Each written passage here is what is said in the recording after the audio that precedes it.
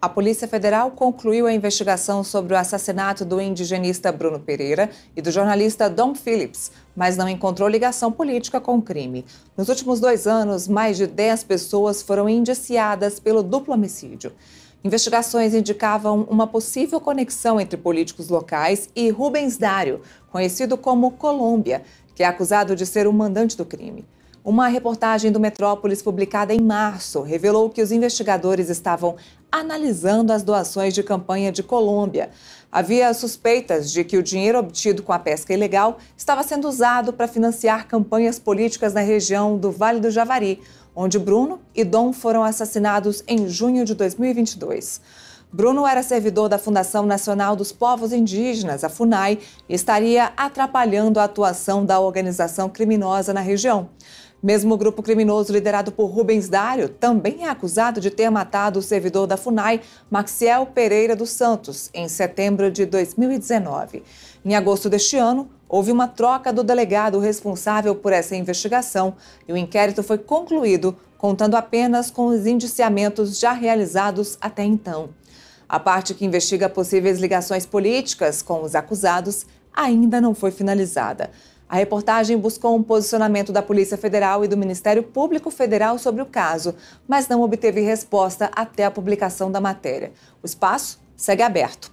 O ponto mais próximo de um desdobramento político na investigação do caso Dom e Bruno ocorreu quando o delegado da Polícia Federal, Marcelo Xavier, e Alcir Amaral, presidente e vice-presidente da FUNAI no governo Bolsonaro, foram indiciados por omissão, sob a acusação de terem ignorado alertas sobre risco de morte feitos por servidores.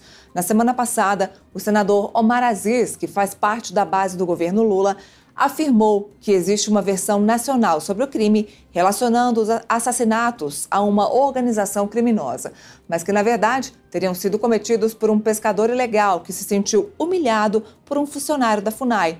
Vamos ouvir um trecho. Essa questão de Atalaia do Norte, existe uma versão dada nacionalmente que, infelizmente, 2 pessoas foram a óbito, numa ação que falaram que era narcotráfico, não sei o quê, não era nada disso. Era um caboclo que foi humilhado por um funcionário na frente dos filhos, tocaram fogo na rede e tudo mais, e ele esperou um momento para se vingar. E, infelizmente, estava um jornalista e ele nessa canoa. Mesmo que ele tivesse armado lá, ele não teria nem como ter reagido. Familiares das vítimas repudiaram a fala do senador, que pediu desculpas e afirmou ter sido mal interpretado. Segundo os indiciamentos feitos pela PF no inquérito, os papéis do crime foram distribuídos dessa forma. Rubem Dário da Silva Vilar, conhecido como Colômbia, é apontado como o mandante e autor intelectual do crime. Ele teria contado com Jânio de Freitas de Souza, considerado seu braço direito e informante, para ajudar no plano.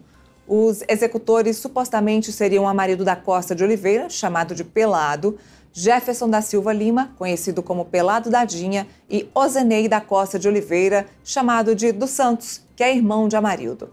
Para ocultar os corpos, estariam envolvidos Eliclei Costa de Oliveira, o Cirinha, Amarílio de Freitas de Oliveira, apelidado de Dedei, Otávio da Costa de Oliveira, chamado de Guerão, Edivaldo da Costa de Oliveira, também irmão de Amarildo, e Francisco Conceição de Freitas, o seu Chico.